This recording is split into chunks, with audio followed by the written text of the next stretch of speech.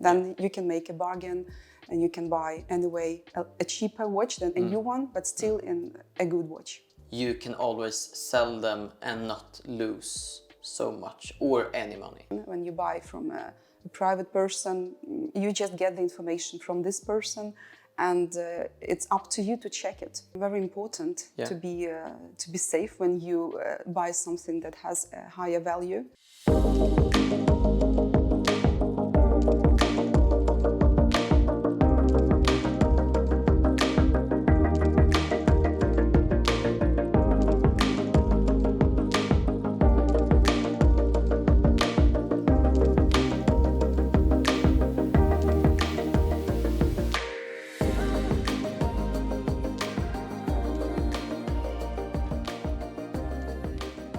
So as a watch dealer, why do you think it's better or different to buy a pre-owned watch compared to a new watch? I would say that it's not better, but it's a choice that you can do.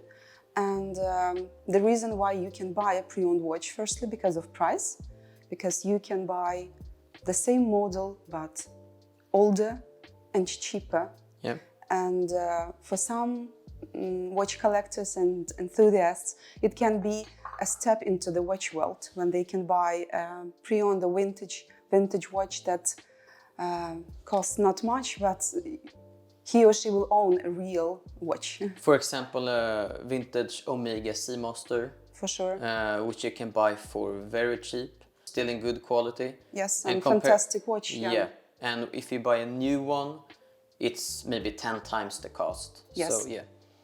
The second reason, I would say, maybe if you want to own an iconic model, such as Omega Seamaster or Speedmaster, but you do not have that budget, then of course you can buy pre-owned. It can be vintage, it can be a watch that is maybe 5 or 10 years old, but still it will be not that expensive as a new one. It may be a hype model that it's difficult to buy it new. Yeah. So the only possibility, if you want to own it, is to buy a pre-owned. Rare vintage pieces. Yeah. A collector pieces. Yeah. Exactly. Maybe limited editions and rare pieces. They don't have to be really expensive, but often they are, especially from brands such as Rolex. Like a vintage Rolex Daytona. Yeah, and they were produced during specific period. Yeah. Then of course it's the only way to own it is to buy pre-owned. So what do you think is the first step when you're going to buy a pre-owned or used watch? Where do you begin? I think you begin with your budget. Okay. What are you willing to spend on a watch? And if you want to own an iconic watch, then of course it would be a higher budget. Yeah. But anyway, you need to make a research and see if it's possible to follow some model or the brand and see the development of the price. There are some different platforms you can do, but also history on auction houses where you can see the history. And yes, just to see if it can be kind of investment for you. Yeah. You can see it. And also, if you are not sure where to start and which watch to choose, what to own, you can start with iconic piece and you can sell it. That's a good choice. In a few years. And you still maybe will lose some money, but not much.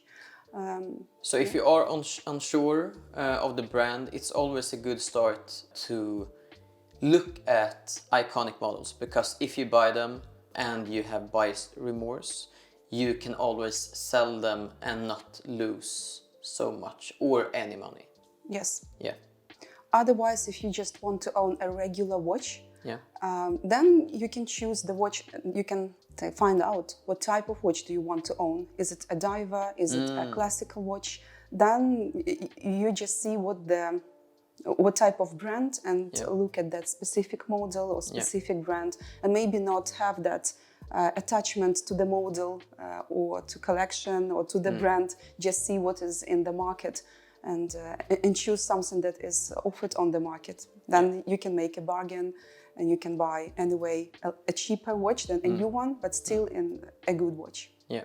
Do you think it's important to think about the quality difference between buying a new watch with the warranty and it's new compared to a vintage or pre-owned model? And what is good to think about when you go the pre-owned route? I would say that you can think about the quality because with the recent years there are technical developments, and of course the same model or the same name of the model of Omega today is not the same watch 20 or 40 years ago, and the precision, quality of materials, they are completely different. So buying a watch today, a new one, engineering and technology behind, it's completely different level. It's a better precision, it's a better watch. Yeah. It's more shock resistant, more water resistant. So of course buying a new watch or the newer generation of watches, it's something that you need to think about when you will own them. During time you will see the difference maybe in servicing, but the older one, it's more kind of charm, patina, history. Yeah, there is a difference in pros and cons with both. Yes, in this aspect. And I think it's interesting to also, when you can find vintage models with really high quality also. In the movement, I mean, for example, Omega, some would argue that vintage Omega movements is maybe not technically better, but is more interesting than some of their calibers today. So I think that's interesting with vintage pieces also. Yeah, for sure. So when it comes to servicing of the watch and maintenance, what's good to think about when you buy a pre-owned watch regarding service? When you buy a pre-owned watch, you need to see in this condition.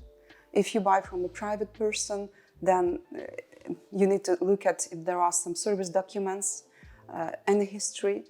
If you buy from a dealer or from the auction house, then you might have some information, and the dealer makes the checkup of the watch, so you will get the information if the watch is in need of service or not. Yeah. But if it is in need of service, you can ask about approximate price of service it, when it was serviced last time, because it can be a difference in price, the watch that is served or not. And it will be also difference in price, the end price of the owning the watch, because you will need to serve it at some point. And if it's serviced in today, it can be one price. In 5 years, it's another price. But also the service is, of course, a condition of the watch, and whether it was serviced or not, it's a big part. And I think if I would buy a pre-owned watch, maybe I would want to buy it not serviced and then get a better price for it if it still seems to be in good condition, if I look at the description and the images. But if I want to be sure, and if I want to actually wear it from day one, I would maybe go for a watch that is serviced.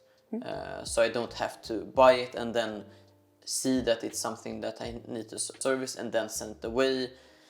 Yeah, I wouldn't like that, I think, with a new purchase. Yes, for sure. And you can own it and wear it directly, not thinking about it. Yeah.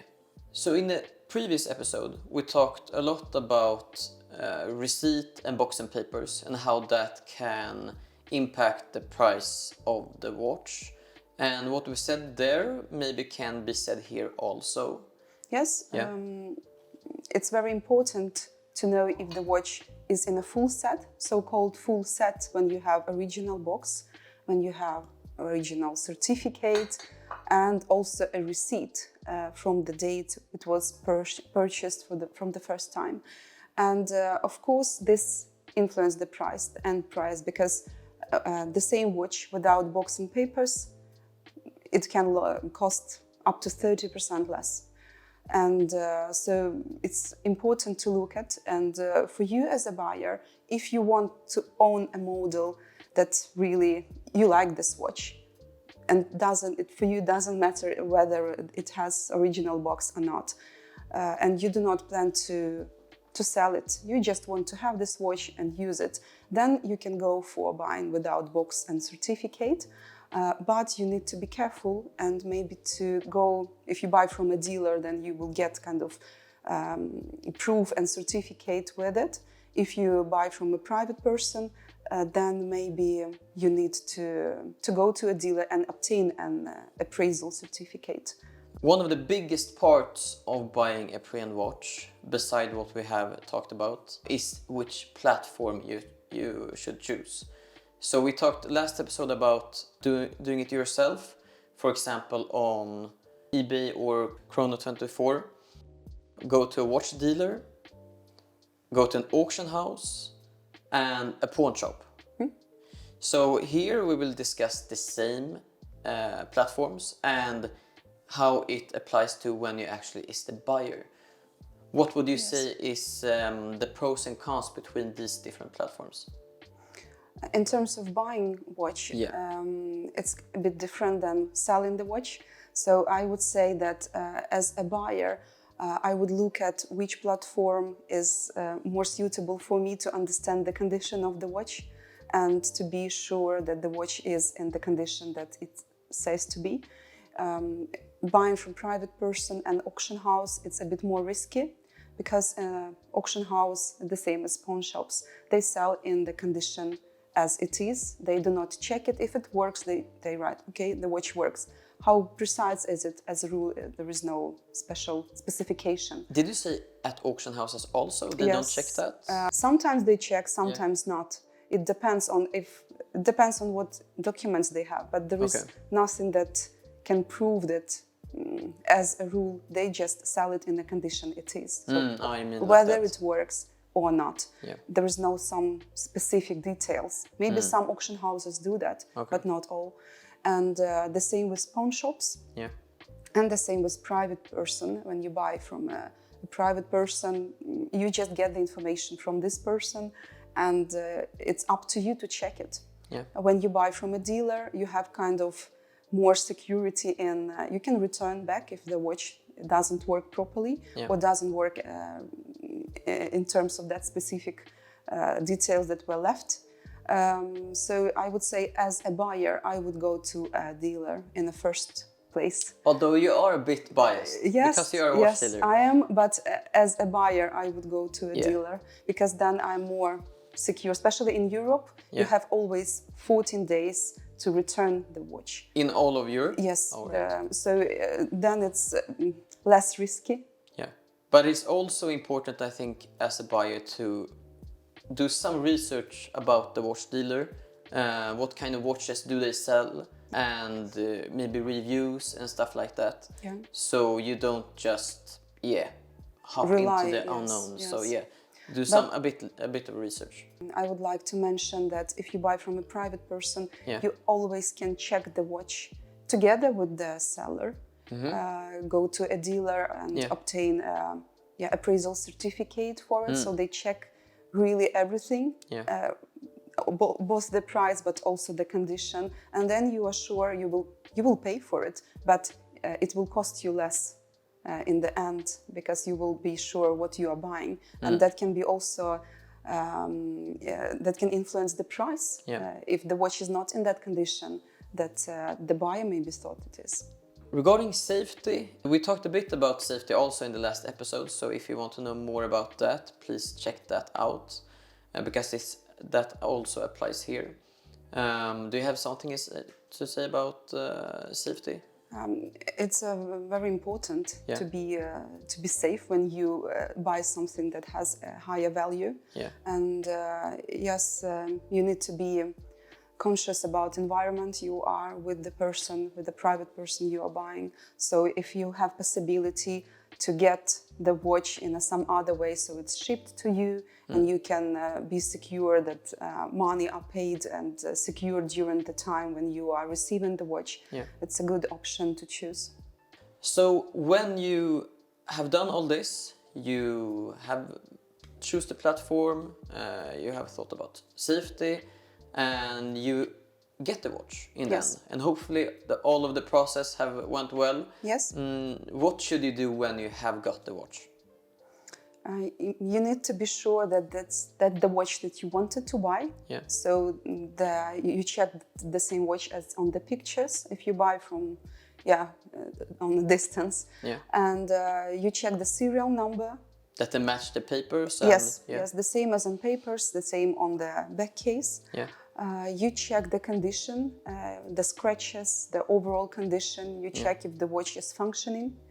And that's like overall experience of the watch, that it's authentic watch. Yeah. And of course, that everything that you have seen on the pictures or it's the same that you see in real life. If you have the smallest concern that it's not the watch that you were intended to buy, then again, go to appraiser and get his opinion or her opinion on that, because it's involved some amount of money and you don't want to lose them and you don't want to be fooled on. And with the watches and condition, I would always recommend, as soon as you buy a watch, use it every day and check its condition, because if you buy a watch and then discover in 6 months that it does not function properly, you don't have this possibility to return it.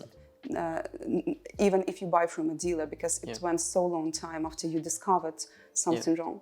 I also think that it's good to check the accuracy of the watch and maybe the power reserve. For sure. So to see if it's something wrong with the movement. Yeah, and do it as soon as possible. Yes. Have you some final best tips for buyers, what to think about, and the top tips, I think it's condition, check condition, check, as you said, power reserve accuracy, and that the documents are the same as the watch, the serial and reference number.